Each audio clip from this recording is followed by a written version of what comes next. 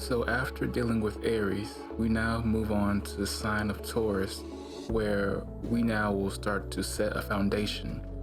Whereas before, with Aries, we were more concerned about you building a understanding of a certain part of life, which will be the planets or the house cusp. But now in the sign of Taurus, we're now more concerned with you taking that experience and building out a foundation now. Because in the sign of Aries, you could think of it as an explosion where it goes out into many directions all at once. And the thing about Aries is that it's trying to get you to have a laser beam focused center on what it is you want to do, or what it is you have to do or need to be doing. But normally we tend to default to the idea of an explosion where our interests will burst out to many directions all at once. But in the sign of Aries, the whole point of it is to try to focus on one specific thing and move towards it, like a ram moving towards one direction, which is the sign of Aries. But now that we've moved past the sign of Aries we now go into the sign of Taurus, where we're more interested in taking what you've understood about that signification of a planet or a house cusp and now developing it into something that you can spend more time with and understanding now. Because now it's a time for you to take that signification and sit down and really ponder it and really understand it to a point where you can build out a foundation of understanding about that signification of that planet or house cusp. So one of the first techniques once we move into the sign of Taurus is that any planet or house cusp that goes into the sign of Taurus will be prolonged past its usual expiration date. A good example of this would be Moon in the sign of Taurus will have a tendency to prolong or keep or preserve food. These people will also have tendencies to try to eat food very slowly in order to preserve the food itself. They'll also have very unusual attachments to items themselves, like maybe a special phone or a special box that they love to keep around them, or clothes or possessions, even money itself. They'll have a very unusual attachment to money itself. Especially if Venus comes here, it'll do the exact same thing as well. But definitely, person will have a very unusual attachment to possessions and will try to prolong that as long as possible. Let's say if we had Jupiter here, a person will try to transcribe their wisdom down into books so that way they can prolong their wisdom by, again, writing it down in a book or writing it down on a piece of paper somewhere and just keeping it hidden until it's time to bring it back out, and read it and look at it again. Or even do that with the internet as well. Someone has Mars here, a person will have a prolonged attachment possibly to the property. They'll try to keep possessions and things from the property even when they move somewhere else, which kind of leads me into the next point. This also has the exact same effect with Moon as well, since it also rules naturally the fourth house. Mars is the karka for property, if you didn't know that as well. But going back to my next point, even after a person prolongs it, they will still try to keep that signification even after it's gone. So for an example, if someone got into a marriage and they had Taurus in the seventh house, or Venus in the sign of Taurus, even after the divorce or the separation, they will still keep something related to the spouse with them even after the divorce. So you kind of have to be asking, why does Taurus prolong things past their expiration date?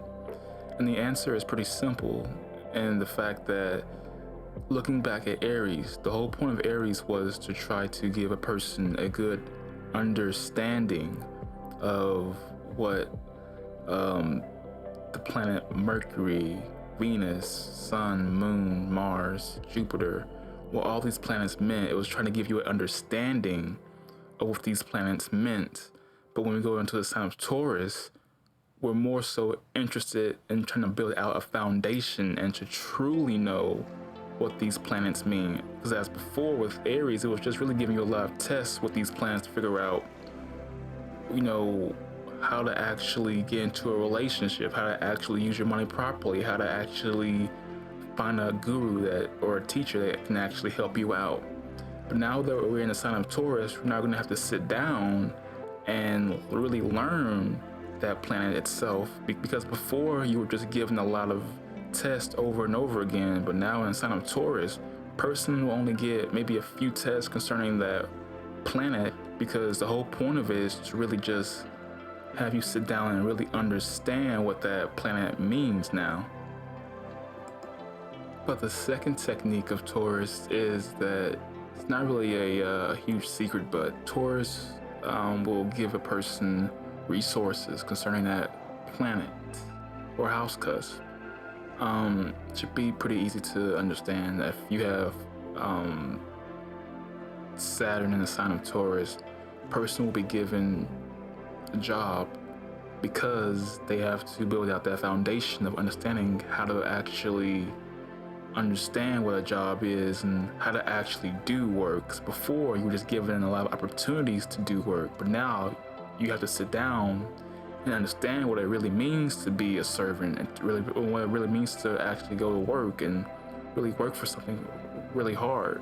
So when you have Saturn in the sign of Taurus, person will be given opportunities to work, and when they work, they will work there for either a long time, or they'll always again try to keep something from their work and bring it home with them. Again, going back to the first technique of preserving it past its expiration date. If you have Mars here, person will get property in their life at some point or another. Again, like I just said, to try to have an understanding and a foundation of how to take care of a property and how to protect the property itself.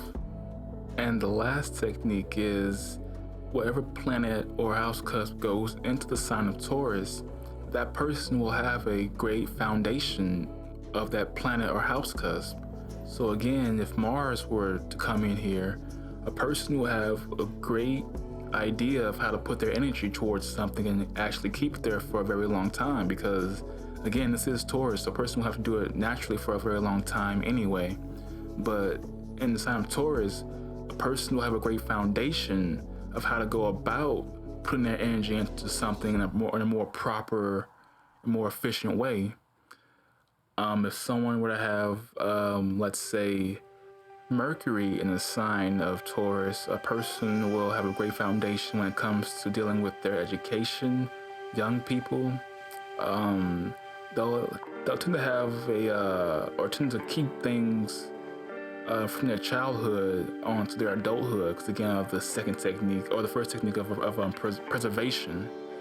So a person can keep things like toys and things from their childhood and actually cherish those things and possibly even still use those things, maybe like a decade after the fact. But definitely they'll have a great foundation when it comes to communication, their neighbors, their siblings, young people. If Sun comes here, then a person has a great sense of self and also intelligence, just like Mercury as well. They will also spend a lot of time with the father as well, or father figures and authority figures as well, like the government. So in conclusion, Taurus is concerned with building out someone's foundation when a planet or house cusp goes there.